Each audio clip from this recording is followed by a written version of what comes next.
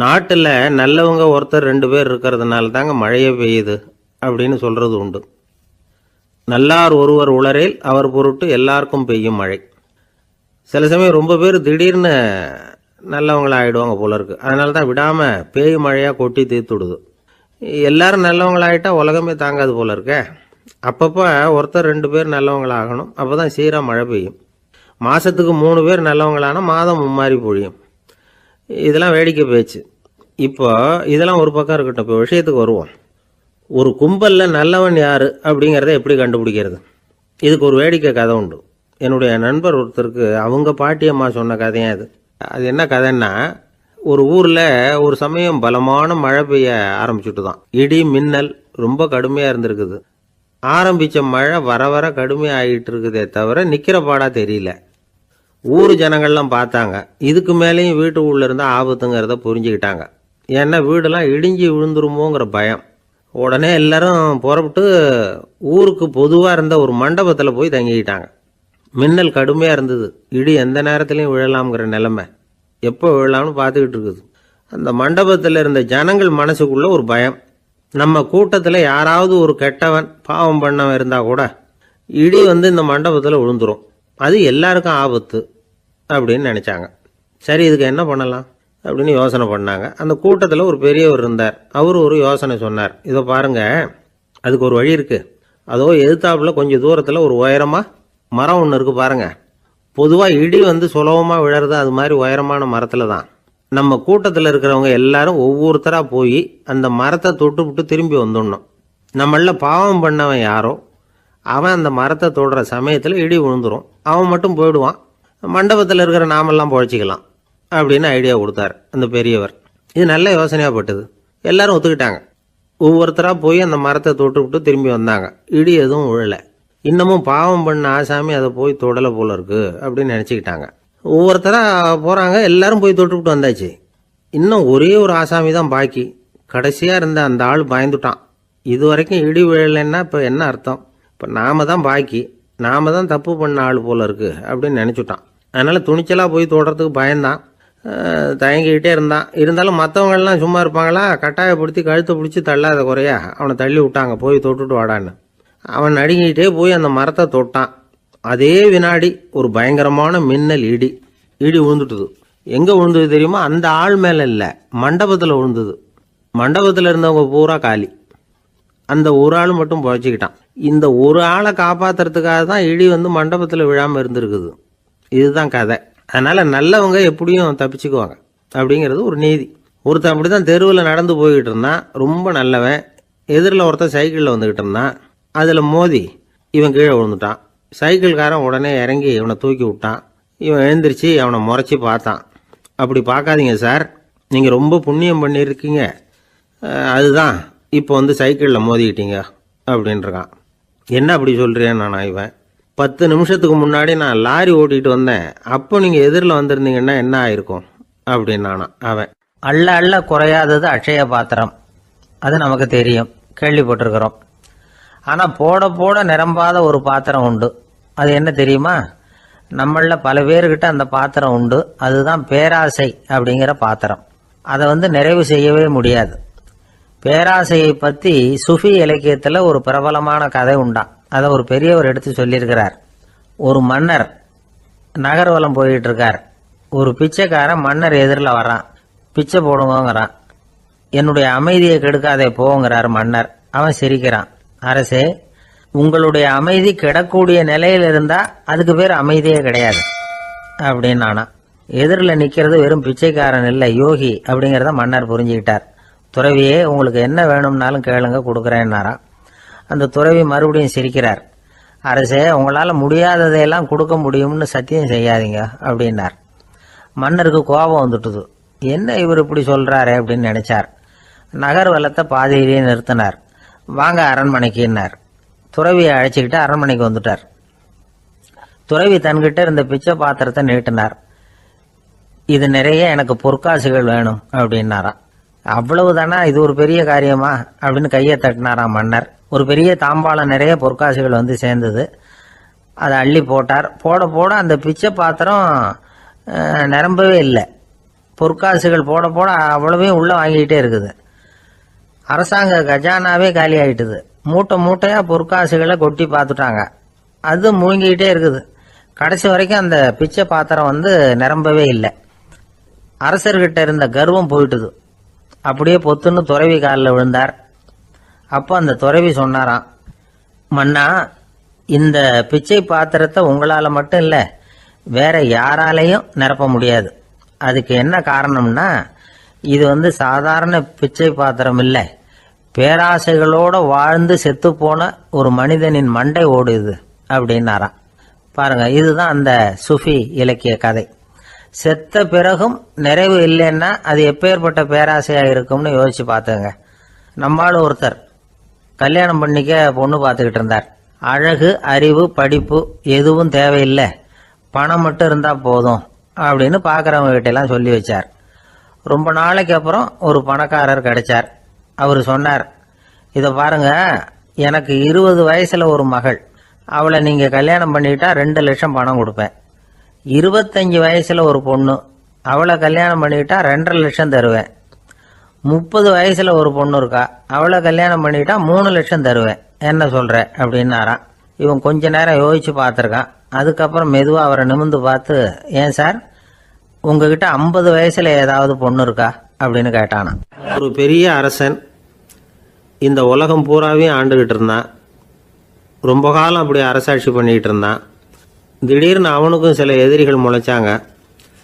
அவங்கெல்லாம் ஒன்று சேர்ந்து இவனை தோற்கடிச்சுட்டாங்க. தோற்று போனதும் இவனுக்கு பயம் வந்துட்டுது, எங்கே எதிரிகள் நம்ம கொண்டுடுவாங்களோ அப்படின்னு. வெளியில் வந்தால் தனக்கு ஆபத்துன்னு பயந்துக்கிட்டு யாருக்கும் தெரியாமல் ஒரு குகைக்குள்ளே போய் பதுங்கி கிடக்கிறான். நிலைமையை பாருங்கள்.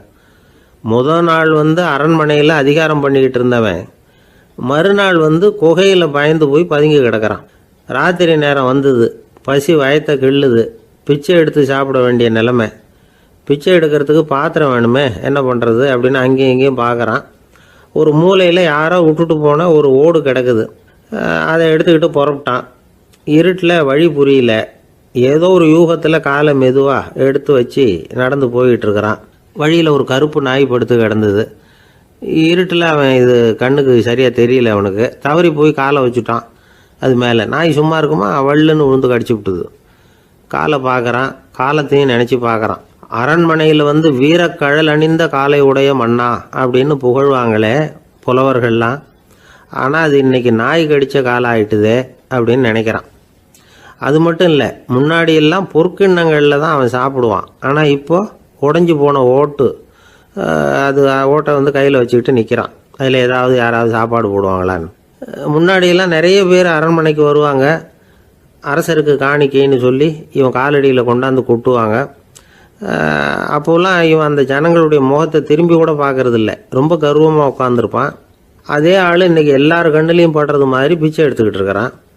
அப்போலாம் காணிக்கைகளை தன்னுடைய கையால் வாங்கிறது தனக்கு கௌரவ குறைச்சல்னு நினச்சி தன்னுடைய வேலைக்காரங்களை விட்டு தான் அதை வாங்க சொல்லுவான். இப்போ பார்த்தீங்கன்னா அவனே தன் கையாலேயே பிச்சை வாங்குறான். நினச்சி பாருங்கள், அந்த மனுஷன் நாள் அரசன், மறுநாள் பிச்சைக்காரன்.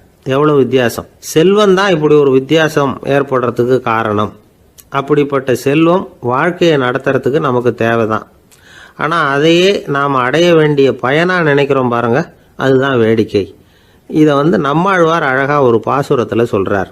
ஒரு நாயகமாய் ஓட உலகுடன் ஆண்டவர், கருணாய் கவர்ந்த காலர், சிதைகிய பானையர், பெருநாடு காண இம்மையிலே பிச்சைதாம் கொள்வர், திருநாரணன் தாழ் காலம் பெற சிந்தித்து உய்மினோ அப்படிங்கிறார் நம்மாழ்வார். ஒரு பெரிய பணக்காரர் ஒரு துறவிகிட்ட போய், சாமி என்கிட்ட நிறைய பணம் இருக்குது, இருந்தாலும் நிம்மதி இல்லை, என்னால் நிம்மதியாக இருக்க முடியல, என்ன காரணம்னு கேட்டாராம். உடனே அந்த துறவி இதுக்கு நேரடியாக பதில் சொல்லாமல் பக்கத்தில் நின்றுக்கிட்டு இருந்த ஒரு குழந்தைய கூப்பிட்டார். அது ஓடியாந்தது. ஒரு ஆப்பிள் பழத்தை எடுத்து அது கையில் கொடுத்தார். அதை வாங்கிக்கிட்டு குழந்தை சிரிச்சுது. இன்னொரு பழத்தை எடுத்து கொடுத்தார். அதை இன்னொரு கையில் வாங்கிட்டு சிரிச்சுது. 3வது ஆப்பிள் எடுத்து கொடுத்தார். 2 பழத்தையும் நெஞ்சில் அணைச்சிக்கிட்டு 3வது பழத்தையும் வாங்கிறதுக்கு முயற்சி பண்ணிச்சு. ஆனால் அது உடனே நழுவி கீழே விழுந்து உருண்டு ஓடிச்சு. ஏற்கனவே இருந்ததும் விழுந்துட்டுது. இப்போ அந்த குழந்தை அழ ஆரம்பிச்சுட்டுது. இப்போ அந்த துறவி பணக்காரர்கிட்ட சொன்னாராம், குழந்தைய கவனிச்சியா, 2 ஆப்பிள் போதும்னு அது நினச்சிருந்தா இப்போ அது அழ வேண்டிய அவசியம் வந்திருக்குமா அப்படின்னாராம். எதுவுமே அளவுக்கு மிஞ்சினா துன்பம்தான். இந்த காலத்தில் இதெல்லாம் யாரு காதில் வாங்குறாங்க? ஒருத்தனை நல்ல வழிக்கு கொண்டு வரணும்னு நினச்சி அவனை கூப்பிட்டு உட்கார வச்சு இந்த கதையை சொல்லிகிட்டு இருந்தாங்க. சொல்லிவிட்டு அந்த குழந்தை செஞ்சது தப்பு தானே அப்படின்னு கேட்டிருக்கிறாங்க. ஆமாம், தப்பு தான். நானாக இருந்தால் அப்படி செஞ்சிருக்க மாட்டேன் நானா இவன். 2 பழமே போதும்னு சொல்லியிருப்பியா அப்படின்னு கேட்டிருக்காங்க. அப்படி இல்லைங்க, அவர் கொடுக்க கொடுக்க ஒவ்வொரு பழமாக வாங்கி பின்னாடி வச்சுட்டு மறுபடியும் கையை நீட்டுவேன் அப்படிங்கிறானா. இவெல்லாம் எந்த காலத்தில் திருந்துறது? ஒருத்தர் இருக்கார், நல்ல உத்தியோகத்தில் தான் இருக்கிறார். ஆனால் எப்போ பார்த்தாலும் முகத்தை வெறுப்பாக வச்சிருப்பார். அப்படியே வருவார் போவார். ஏன் சார் இப்படி இருக்கிறீங்க அப்படின்னு விசாரித்தோம். ஏன்டா இந்த வேலைக்கு வந்தோம்னு இருக்கு சார் அப்படின்னார். உங்கள் வேலை உங்களுக்கு பிடிக்கலையா அப்படின்னு கேட்டோம். இல்லைன்னார். இப்படிப்பட்டவங்க வெற்றிகரமான வாழ்க்கை வாழ முடியாது. இது நிபுணர்கள் கருத்து. வேலையை நேசிக்க தெரிந்தவர்கள் வெற்றி பெறுவார்கள் அப்படிங்கிறாங்க அவங்க. எந்த துறையாக இருந்தாலும் சரி, அந்த துறையில் வெற்றிகரமாக இருக்கிறவங்கள விசாரித்து பாருங்க. எனக்கு என்னுடைய வேலை ரொம்ப பிடிக்கும் அப்படின்னு சொல்கிறவங்களா தான் இருப்பாங்க. அப்படி இருந்தால் தான் அது வெற்றிகரமாக இருக்க முடியுது அவங்களால. ஒருத்தனுக்கு பிடித்தமான பொழுதுபோக்கே அவனுடைய தொழிலாக இருந்துட்டுதுன்னா அவனை மாதிரி கொடுத்து வச்சவன் வேற யாரும் இல்லை அப்படிங்கிறார் பெர்னாட் ஷா. ஒரு தடவை மன்னர் ஹுமாயூன் உயிரை தண்ணீர் முண்டு ஊற்றுகிற தொழிலாளி ஒருத்தர் காப்பாத்தினாராம் அந்த ஹுமாயூன் உயிரை. உடனே மன்னர் கேட்டிருக்கார், உனக்கு என்ன வேணும்னாலும் கேளு தரேன், உயர் பதவி வேணுமா அப்படின்னு கேட்டாராம். மன்னா, மக்களின் தாகம் தீர்க்கக்கூடிய இந்த பணியை விட உயர்ந்தது உண்டா அப்படின்னாராம் அந்த தொழிலாளி. அவரால் அவருடைய வேலையை நேசிக்க முடிஞ்சுது, அதனால மகிழ்ச்சியாக இருக்க முடிஞ்சுது. நாமெல்லாம் அப்படி இல்லை. வேலை கிடைக்கிற வரைக்கும் கிடைச்சா போதும் அப்படின்னு இருக்கோம். கிடைச்சதுக்கப்புறம் ஏன்டா அந்த வேலைக்கு வந்தோம்னு ரொம்பவும் அழுத்துக்குவோம். சரி, நாம் இருக்கிற இடத்துல நாம் வெற்றிகரமாக இருக்க வழி உண்டா அப்படின்னா உண்டுன்னு சொல்கிறாங்க. அதாவது மன இயல் நிபுணர்கள் இருக்கிறாங்க இல்லையா, அவங்க அதுக்கு முக்கியமாக 6 வழிகள் சொல்கிறாங்க. நீங்கள் ஒரு அலுவலகத்தில் வேலை பார்க்குறவரா அப்படின்னா இதை கேளுங்க. அதாவது உங்கள் மேலதிகாரி எதிர்பார்ப்புக்கு தகுந்த மாதிரி உங்கள் வேலை இருக்குதா? அப்படி இல்லைன்னா முதல்ல உங்கள் வேலையின் தரம் உயரணும். உங்களுக்கு மேலே கீழே வேலை பார்க்குற பணியாளர்கள்கிட்ட நல்ல விதமாக பழகுறீங்களா? அந்த உறவு முறையில் ஏதாவது குறை இருந்தால் அதை கண்டுபிடிச்சி சரி பண்ணுங்க. நம்பிக்கைக்கு உரியவர் அப்படின்னு நீங்கள் பேர் எடுக்கணும். நீங்கள் எடுக்கிற முடிவு நல்ல முடிவாக தான் இருக்கும் அப்படின்னு அடுத்தவங்க சொல்லணும். உங்கள் தோற்றத்துக்கு முக்கியத்துவம் கொடுங்க. இது மனம் உடல் 2ம் சம்பந்தப்பட்டது. அதனால் மனசையும் ஆரோக்கியமாக வச்சுருக்கணும், உடம்பையும் ஆரோக்கியமாக வச்சுருக்கணும். உங்களுடைய நிர்வாகம் செயல்படுற விதத்தை நல்லா புரிஞ்சு வச்சுக்கணும். உங்களுடைய நிர்வாகம் இப்போ ஒரு காரியம் செய்யுதுன்னு வச்சுங்க, ஏன் அப்படி செய்யுது, எதுக்காக அப்படி செய்யுது, அதனுடைய குறிக்கோள் என்ன, அது நீடிக்கிறதுக்கு காரணம் என்ன, இதெல்லாம் தெரிஞ்சுக்கணும். சிரிப்புக்கு வஞ்சகம் பண்ணக்கூடாது. நல்லா சிரிக்கணும், அப்போ தான் அது திரும்ப கிடைக்கும். கடந்த கால தோல்வியை பற்றி கவலைப்படக்கூடாது. முதலாளி விருப்பம் தெரிஞ்சு நடந்துக்கிறது நல்லது தான். அதுக்காக காக்கா பிடிக்கணுங்கிற அவசியம் இல்லை. உங்களுக்கு ஒரு பொறுப்பான வேலை கிடைக்குது, உடனே சத்தம் குழப்பம் அப்படின்னு சூழ்நிலையை இறுக்கமாக ஆக்கிடக்கூடாது. எந்த சூழலையும் இயல்பாக கையாளக்கூடியவர் அப்படிங்கிறத காட்டணும். இதெல்லாம் உங்கள் துறையில் நீங்கள் வெற்றி பெற நிபுணர்கள் சொல்கிற யோசனைகள். இவ்வளவு விவரமும் சொல்லிவிட்டு ஒருத்தரை பார்த்து கேட்டோம், இப்போ சொல்லுங்க, நீங்கள் செய்கிற வேலை உங்களுக்கு பிடிச்சிருக்குதா அப்படின்னோம். ரொம்ப ரொம்ப பிடிச்சிருக்குது அப்படின்னார். சரி, என்ன செஞ்சிட்டு இருக்கிறீங்க அப்படின்னு கேட்டோம். சும்மா தான் இருக்கிறேன் அப்படின்னார் அவர். ரொம்ப அவசரமாக போயிட்டு இருந்தார். எங்கே சார் போகிறீங்கன்னு கேட்டோம். எனக்கு வேண்டியப்பட்ட ஒருத்தருக்கு குழந்தை பிறந்திருக்கிறதாக செய்தி வந்திருக்கு, அதுதான் ஆஸ்பத்திரிக்கு போயிட்டுருக்கேன், பார்த்துட்டு வரலாம்னு அப்படின்னார். அப்படின்னா கொஞ்சம் இப்படி உட்காருங்க அப்படின்னோம். சில விவரமெல்லாம் சொல்கிறேன், கேட்டுக்கிட்டு போங்க அப்படின்னோம். உட்காந்தார். அப்புறம் சொல்ல ஆரம்பித்தோம். புதுசாக பிறந்திருக்கிற ஒரு குழந்தைய பார்க்க போகிறதுன்னா அது சாதாரண விஷயம் இல்லை. அதில் ரொம்பவும் கவனமாக நடந்துக்கணும். புது குழந்தைக்கு நோய் சுலபமாக தொற்றும். முக்கியமாக காற்று மூலமாக பரவுகிற நோய்கள் சுலபமாக வந்துடும். அதனால் நமக்கு உடம்பு சரியில்லைன்னா குழந்தைய விட்டு கொஞ்சம் தள்ளியே இருக்கிறது தான் நல்லது. பெரியவங்களை பொறுத்த வரைக்கும் சாதாரணமாக உள்ள ஒரு கிருமி கூட குழந்தைய பொறுத்த வரைக்கும் ரொம்ப மோசமான ஒரு கிருமியாக இருக்கும். சில வெளிநாடுகளில் எப்படி தெரியுமா, பிறந்த குழந்தை தூங்கிக்கிட்டு இருக்கிற ஒரு ரூமுக்கு போகணும்னா போகிறவங்க முகமூடி போட்டுக்கணும், காலணிகளை மாற்றிக்கணும், அவ்வளவு சுத்தமாக உள்ளே போய் பார்த்துட்டு வரணும். பொதுவாக சில ஆஸ்பத்திரிகளில் பார்த்தீங்கன்னா பார்வையாளர்கள் நேரத்தில் விசிட்டிங் ஹவர்ஸ் தாயை விட்டு குழந்தைய தனியாக பிரித்து வச்சுருவாங்க. எதுக்குன்னு நினைக்கிறீங்க? அந்த நேரம் பல பேர் வருவாங்க போவாங்க, அவங்க கை கால் சுத்தமாக இருக்காது. சுத்தம் இல்லாத கைகள் மூலமாக கிருமிகள் பரவும். சுத்தம் இல்லாத கைன்னா மண்ணு தூசி படிஞ்சிருக்கிற கை மட்டும் தான் அர்த்தம் இல்லை. சாலையில் கையை வீசிக்கிட்டு நடந்து வர்றீங்க, குழந்தைய பொறுத்த வரைக்கும் அது கூட சுத்தம் இல்லாத கை தான். தாயை தவிர மற்றவங்க குழந்தைய தூக்காமல் பார்த்துக்கிறது நல்லது. தாய் கூட அளவோட கொஞ்சிறதோட நிறுத்திக்கணும். புதுசாக ஒரு குழந்தைய பெற்றுருக்கிற பொண்ணுக்கிட்ட மற்ற தாய்மார்கள் ஏதாவது சொல்லிக்கிட்டே இருப்பாங்க. குழந்தைய அப்படி வளர்க்கணும் இப்படி வளர்க்கணும் அப்படின்னு ஏதாவது அட்வைஸ் பண்ணிக்கிட்டே இருப்பாங்க. இப்படி ஓவராக அறிவுரை பண்ணுறது அந்த பொண்ணை குழப்பி விட்டுரும். அதனால் அப்படிலாம் பண்ணக்கூடாது. அந்த பெண்ணே ஏதாவது கேட்டால் கூட டாக்டர் சொல்ல வேண்டிய விவரங்களை எல்லாம் நாமே சொல்லிக்கிட்டு இருக்கக்கூடாது. புதுசாக பிறந்திருக்கிற குழந்தைய மட்டும்தான் இப்படி பார்க்கணும்னு இல்லை. ஒரு நோயாளி குழந்தைய பார்க்க போகிறதுனா கூட ரொம்ப எச்சரிக்கையாக தான் நடந்துக்கணும். ஒரு தின்பண்டமோ விளையாட்டு சாமானோ அந்த குழந்தைக்கு நாம் வாங்கிட்டு போகிறதா வச்சுக்குவோம். அதை நேராக கொண்டுகிட்டு போய் அந்த குழந்தைகிட்டே கொடுக்கக்கூடாது. அதோட அப்பா அம்மா கிட்ட ரகசியமாக கொடுக்கலாம். அவங்க முடிவு பண்ணட்டும் குழந்தைகிட்ட அதை கொடுக்கலாமா வேண்டாமாங்கிறத. அவங்களுக்கு தான் தெரியும் அதோட மனசும் உடம்பும். உங்கள் அக்கறையை காட்டுறதா நினச்சிக்கிட்டு குழந்தை வாயில் எதையும் கொண்டுட்டு போய் போடாதீங்க. போகிறப்போ உங்கள் வீட்டு குழந்தையும் அழைச்சிட்டு போகாதீங்க. இது நோயை வாங்கிட்டு வந்துடும், அல்லது புதுசாக ஒரு நோயை அதுக்கிட்ட கொடுத்துட்டு வந்துடும். என்னதான் உங்களுக்கு பழக்கமான குழந்தையா இருந்தால் கூட அதுக்கு விருப்பம் இல்லைன்னா பேசக்கூடாது.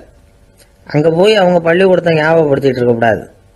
நோயில் இருக்கிறப்ப ஸ்கூலை பற்றி பேச அது விரும்பாது. ஆஸ்பத்திரியை விட்டு வெளியில் புறப்படுறப்போ குழந்தைகிட்ட சொல்லணும்னு அவசியம் இல்லை. அதோட அப்பா அம்மா கிட்ட சொல்லிவிட்டு புறப்பட்டா போதும், குழந்தை கோபிச்சிக்காது. சமூக சம்பிரதாயத்தை பற்றி அது கவலைப்படுறதில்லை. இப்படி எல்லா விவரமும் நம்ம எதிரில் உட்காந்துருந்தவங்க கிட்ட சொல்லி முடித்தோம். ரொம்ப நன்றி சார் அப்படின்னு சொல்லிவிட்டு அவர் புறப்பட்டார். குழந்தைங்க கொஞ்சம் வளர்கிற வரைக்கும் தான் நாம் எச்சரிக்கையாக இருக்கணும்னு இல்லை, வளர்ந்த பிறகு இன்னும் எச்சரிக்கையாக இருக்கணும். ஒரு பையன் பள்ளிக்கூடத்துலேருந்து திரும்பி வீட்டுக்கு வந்தான். முகம் பூரா நகத்தால் கீறி இருந்தது. அப்பா பார்த்து பயந்துட்டார். யாருடா உன்னை இப்படி பண்ணது அப்படின்னார். என் கூட படிக்கிற இன்னொரு பையன்னா. நாளைக்கு உன் கூட பள்ளிக்கூடத்துக்கு வர்றேன், நீ எனக்கு அவனை அடையாளம் காட்ட முடியுமான்னார். அது ரொம்ப சுலபம் நான் பையன். எப்படின்னார் அப்பா. அவன் காதில் ஒன்று கையோடு எடுத்துகிட்டு வந்திருக்கிறேன், இதோ என் பையில தான் வச்சுருக்கேன் அப்படிங்கிறான் அந்த பையன். ஒரு நாள் ஒரு 10-15 பள்ளிக்கூடத்து பிள்ளைங்க தேடிட்டு வந்தாங்க. உங்களை பார்த்துட்டு தான் போகணும், அதுக்காக தான் வந்திருக்கோம்னாங்க. என்ன விஷயம்னு கேட்டோம். நாங்கள்லாம் கூடி ஒரு முடிவு பண்ணியிருக்கிறோம், அதை உங்ககிட்ட சொல்லணும் அப்படின்னாங்க. அதுவும் ஒரு வாண்டு பையன் அதை சொன்னான். என்ன முடிவு அது அப்படின்னு கேட்டோம் ரொம்ப ஆர்வமாக. அதை இப்போ சொல்ல மாட்டோம், எங்களுக்கு பிடிக்கிற மாதிரி ஏதாவது ஒரு தகவல் சொன்னால் அதுக்கப்புறம் நாங்கள் அதை சொல்கிறோம் அப்படின்னா அந்த வாண்டு பையன். சரி, சின்ன பையன்கிட்ட இன்றைக்கி வசமாக மாட்டிக்கிட்டோம் அப்படின்னு நினச்சிக்கிட்டு அவங்களுக்கு தகுந்த மாதிரி ஒரு கதை சொல்ல ஆரம்பித்தோம். அது என்ன கதைன்னா, ஒரு பெரிய காடு, அதில் பலவிதமான மிருகங்கள். அந்த காட்டுக்கு ஒரு சிங்கம் தான் ராஜா. எப்பவும் காட்டுக்கு அது தானே ராஜா. ஒரு பெரிய யானைக்கு இது பொறுக்கலை. என்ன இது, எப்போ பார்த்தாலும் இங்கே சிங்கத்துக்கே ராஜா பதவி கிடைக்குது, நான்லாம் எவ்வளவு பலசாலியாக இருக்கிறேன், அப்படி இருந்தும் எனக்கு அந்த பதவி கிடைக்கலையே அப்படின்னு தனக்குள்ளே பொறுமிக்கிட்டே இருந்தது. ராஜா பதவியை நினச்சி ரொம்ப ஏக்கம், அதுக்கு பதவி மோகம். இந்த சமயம் பார்த்து ஒரு குள்ள நரி கூட்டம் அதை தேடிட்டு வந்தது. ஐயா பெரியவங்களே, நீங்கள் இந்த காட்டுக்கு ராஜாவாக இருக்க ஆசைப்படுறீங்க, அதில் ஒன்றும் தப்பு இல்லை. ஆனால் அதுக்கு முன்னாடி நீங்கள் எங்கள் கூட்டத்துக்கு கொஞ்ச நாள் தலைவராக இருங்க, அதாவது ராஜாவாக இருங்களேன், உங்களுக்கும் ஒரு ட்ரைனிங் கிடைச்சது மாதிரி இருக்கும் அப்படின்னு சொல்லியிருக்குது இந்த கூட்டம், குள்ள நரி கூட்டம். இதை கேட்ட உடனே யானைக்கு ரொம்ப சந்தோஷம் தாங்கலை. அதுதான் எப்போன்னு பதவிக்காக காத்துக்கிட்டு இருக்குதே. இருந்தாலும் கொஞ்சம் பிகுவோட, சரி நீங்கள்லாம் இவ்வளோ தூரம் என்னை தேடிட்டு வந்து கேட்கறதுனால மறுக்க முடியல அப்படின்னு ரொம்ப ஏதோ அவளுக்கு சிரமப்பட்டு ஒத்துக்கிறது மாதிரி ஒத்துக்கிட்டது. ஏதோ உங்கள் ஆசைக்கு கட்டுப்படுறேன், கொஞ்ச நாள் உங்கள் கூட்டத்துக்கு ராஜாவாக இருக்கிறதுக்கு சம்மதிக்கிறேன் அப்படின்னுது. உடனே அந்த யானை ராஜ நட போட ஆரம்பிச்சிட்டுது. யானை சாதாரணமாக நடந்தாவே எப்படி இருக்குங்கிறது நமக்கு தெரியும். அதுவே ராஜ நட நடந்தால் எப்படி இருக்கும் கற்பனை பண்ணி பாருங்கள். யானை முன்னாடி கம்பீரமாக போய்கிட்டு இருக்குது, தலைவர் இல்லையா, அதனால் குள்ள நரிகள்லாம் ரொம்ப அடக்கமாக அது பின்னாடி அணிவகுத்து போயிட்டு இருக்குது. ராஜா வாழ்க, மன்னர் வாழ்க அப்படின்னு கோஷம் வேற. யானைக்கு தலைகால் புரியல, அவ்வளவு சந்தோஷம். அந்த யானைக்கு செருக்கு ஆணவம் எல்லாம் ஏற்பட்டு போச்சு. அதுக்கப்புறம் அது தரையை பார்க்குமா, நிமிர்ந்து நடக்க ஆரம்பிச்சுட்டுது. தரையை பார்க்குறதே இல்லை. அப்படி போயிட்டுருக்கிறப்போ ஒரு சதுப்பு நிலத்தில் திடீர்னு காலை வச்சுட்டுது. அவ்வளோதான், கால் உள்ளே போட்டுது. இன்னொரு காலை எடுத்து வச்சுது, அதுவும் உள்ளே போட்டுது. அந்த 2 காலையும் எடுக்கிறதுக்காக அடுத்த 2 காலையும் அழுத்திச்சு, அதுவும் உள்ளே போக ஆரம்பிச்சுட்டுது. இப்போ 4 காலம் வசமாக சேத்துல அழுந்தி போச்சு, எடுக்க முடியல. குள்ள நரிகள்லாம் அதை சுற்றி சுற்றி வந்தது. சிலது சுற்றி நின்று டான்ஸ் ஆட ஆரம்பிச்சுட்டுது யானையை பார்த்துட்டு. இதை யானை பார்த்தது. என்ன இது தலைவர், நான் தவிச்சுக்கிட்டு இருக்கிறேன், தொண்டர்கள்லாம் சுற்றி நின்று வேடிக்கை பார்த்துக்கிட்டு இருக்கிறீங்க, டான்ஸ் ஆடுறீங்க அப்படின்னு கேட்டுதான். தொண்டர்களே, தலைவர் நான் தவிச்சுக்கிட்டு இருக்கிறது உங்களுக்கு தெரியலையா? இப்போ உடனே உங்கள் தலைவரை காப்பாற்ற வேண்டியது உங்கள் கடமை இல்லையா அப்படின்னு கத்துச்சான் அந்த யானை. குள்ள நரிகளில் ஒன்று முன்னாடி வந்து நின்று அந்த யானையை பார்த்து தான், தலைவரே, எங்களுக்கு ரொம்ப நாளாக ஒரு ஆசை, அந்த ஆசையை நிறைவேற்றிக்கிறதுக்காக தான் உங்களை எங்கள் தலைவராக ஏற்றுக்கிறோம்னு சொன்னோம் அப்படின்னு தான். என்ன ஆசைன்னு கேட்டிருக்கு யானை. யானை கறி சாப்பிட்டு பார்க்கணுங்கிறது எங்களுக்கு ரொம்ப நாளாக ஆசை, அது இன்றைக்கி தான் நிறைவேற போகுது அப்படின்னு தான் அந்த நரி. இதை கேட்ட உடனே அந்த யானை அப்படியே மூர்ச்சி ஆகிட்டு தான். நரிகள்லாம் அது மேலே ஏறி குதற ஆரம்பிச்சுட்டு தான். பதவி மேலே இருந்த பேராசை அந்த பலசாலியான யானையையே மாட்டி விட்டுட்டுது பார்த்தீங்களா அப்படின்னு சொல்லி முடித்தோம் இந்த கதையை அந்த சின்ன பிள்ளைங்கக்கிட்ட. சரிங்க, இப்போ நாங்கள் உங்களை தேடி வந்த விஷயம் என்னங்கிறத சொல்லவா அப்படின்னா ஒரு வாண்டு பையன். சீக்கிரம் சொல்லு தம்பி, சஸ்பென்ஸ் தாங்கலை அப்படின்னோம். அவன் மெதுவாக எங்களை பார்த்து சொல்கிறான், எங்களுக்கு கொஞ்ச நாள் நீங்கள் தலைவராக இருந்தால் தேவலை அப்படின்னா. ஒரு பெரிய தத்துவ சிந்தனையாளர் இருந்தார், சுவாங்சு அப்படின்னு பேர். அவருடைய மனைவி ஒரு நாள் திடீர்னு காலமாயிட்டாங்க. ஐயோ பாவம், அவர் ரொம்ப வருத்தப்படுவார், போய் ஆறுதலாக 4 வார்த்தை பேசிவிட்டு வரலாம் அப்படின்னு நினச்சிக்கிட்டு நிறைய பேர் அவரை தேடிட்டு வந்தாங்களாம். வந்தவங்களுக்கு ஆச்சரியம், ஏன்னா இவர் வருத்தப்பட்டுக்கிட்டு இருப்பார் அப்படின்னு தானே எதிர்பார்த்தாங்க. அப்படி இல்லை, தாளம் போட்டுக்கிட்டு உட்காந்துருக்கிறார், தாளத்துக்கு தகுந்த மாதிரி பாட்டு வேற பாடிக்கிட்டு இருக்கிறார். என்ன மனுஷன் அவர், கொஞ்சம் கூட கவலை இல்லாமல் இப்படி இருக்கிறாரு அப்படின்னு நினச்சாங்க. ஒருத்தர் துணிஞ்சு அவர்கிட்ட கேட்டுவிட்டார், என்னங்க இது இப்படி அப்படின்னு. அதுக்கு அவர் என்ன சொன்னார் தெரியுமா? இதை பாருங்க, என்னுடைய மனைவி பிறக்கிறதுக்கு முன்னாடி அவளுக்கு உயிரும் கிடையாது, உடலும் கிடையாது. அதுக்கு பிறகுதான் உயிர் வந்தது, உடல் வந்தது, அந்த உருவம் வந்தது. இப்போ என்ன ஆச்சு, அந்த உருவமும் உயிரும் போயிட்டுது, அவ்வளவுதானே. வந்தது போயிட்டுது. இளவேனில் காலம், இலையுதிர் காலம், பனிக்காலம், இப்படி பருவங்கள் வந்து மாறி மாறி வருது இல்லையா? அது மாதிரி பிறப்பும் இறப்பும் மாறி மாறி வருது, இது இயற்கை. இதுக்காக அழுதா அது எப்படி அப்படின்னாராம். ஞான தெளிவு அடைஞ்சவங்களுக்கு எல்லாமே சுகம்தான். திருவள்ளுவரும் அதை தான் சொல்றார், உறங்குவது போலும் சாக்காடு, உறங்கி விழிப்பது போலும் பிறப்பு. தூங்குறதுக்கெல்லாம் நாம் வருத்தப்பட்டுக்கிட்ட இருக்கிறோமா? இன்னைக்கு தூங்க வேண்டியிருக்குதே, இன்னும் கொஞ்சம் நேரத்தில் நான் தூங்க வேண்டியிருக்கு அப்படின்னு சொல்லி யாராவது அழுதுகிட்டு இருப்பாங்களா? அதனால் இந்த உலக வாழ்க்கையினுடைய இயல்பை வந்து யதார்த்தத்தை நாம் தெளிவாக புரிஞ்சுக்கணும். அப்படி புரிஞ்சுக்கிட்டா நாம் கவலை இல்லாமல் வாழ முடியும். ஒரு வயசான தாத்தா பாட்டி 60 வருஷத்துக்கு முன்னாடி அவங்களுக்கு கல்யாணம் ஆச்சு, ஒன்றாவே வாழ்ந்தாங்க, ஒன்றாவே இறந்து போனாங்க. இப்போ அவங்க 2 பேரும் சொர்க்கத்துக்கு போய் சேர்ந்தாங்க. அங்கே எல்லா வசதியும் இருந்தது. ஒரு பெரிய பங்களாவே இவங்களுக்கு ஒதுக்கி கொடுத்தாங்களாம். இதுக்கு எவ்வளவு வாடகைன்னு கேட்டார் தாத்தா. வாடகையெல்லாம் கிடையாது, இலவசம் அப்படின்னார் அங்கே இருந்தவர். அந்த வீட்டுக்கு பின்னாடி ஒரு பெரிய புல்வெளி இருந்தது. இதில் விளையாட ஏதாவது கட்டணம் உண்டான்னு கேட்டிருக்கார் தாத்தா. அதெல்லாம் ஒன்றும் கிடையாது, பணம்லாம் கட்ட வேண்டியதில்லை அப்படின்னார் அவர். பக்கத்தில் ஹோட்டல் மாதிரி ஒரு பெரிய கட்டடம், உள்ள சாப்பாட்டு மேஜைகள், அது மேலே விதவிதமான பலகாரங்கள். சாப்பாட்டுக்கெல்லாம் எவ்வளவு அப்படின்னு விசாரிச்சாராம் தாத்தா. அதுதான் சொன்னேனே, இங்கே எல்லாமே இலவசம்தான், எது வேணும்னாலும் சாப்பிட்லாம், எவ்வளவு வேணும்னாலும் சாப்பிட்லாம் அப்படின்னாராம். நீங்கள் சொல்கிறீங்க அப்படி, ஆனால் நான் வந்து சர்க்கரை சேர்த்துக்கக்கூடாது, உப்பு சேர்த்துக்கக்கூடாது, பாட்டி கையால் எப்பவும் பத்திய சாப்பாடு தான் அப்படின்னாராம் தாத்தா. இதை பாருங்கள், இங்கே உங்களுக்கு அந்த கவலையும் வேண்டியதில்லை. இங்கே நீங்கள் ஸ்வீட்டு சாப்பிட்லாம், காரம் சாப்பிட்லாம், உங்களுக்கு எந்த நோயும் வராது அப்படின்னாராம் அங்கே சொர்க்கத்தில் இருந்தவர். இதை கேட்ட உடனே அந்த தாத்தா பக்கத்தில் நின்ன பாட்டியை பார்த்து கத்தினாராம், அடி பாவி, எல்லாத்தையும் எடுத்துட்டியே, நீ எனக்கு பத்திய சாப்பாடு போடாமல் கண்டதை திங்க விட்டுருந்தா 10 வருஷத்துக்கு முன்னாடியே நான் இங்கே வந்து சேர்ந்துருப்பேனே அப்படின்னாராம். அமெரிக்க ஜனாதிபதி ஆப்ரஹாம் லிங்கன் ஒரு நாள் தன்னோட கோச்சு வண்டியில் தலைநகரான வாஷிங்டனுக்கு போயிட்டு இருக்கிறார். கோச்சு வண்டி ஒரு சாலையில் போயிட்டு இருக்கு. அந்த சாலைக்கு ஒரு பக்கத்தில் பயங்கரமான சதுப்பு நிலம்.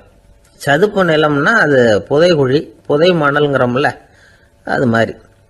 அந்த சதுப்பு நிலத்தில் யாராவது மாட்டிக்கிட்டா அவ்வளவுதான், ஆளை கொஞ்சம் கொஞ்சமாக உள்ள அமுக்கிவிடும், தப்பிச்சு கரையேறது கஷ்டம்.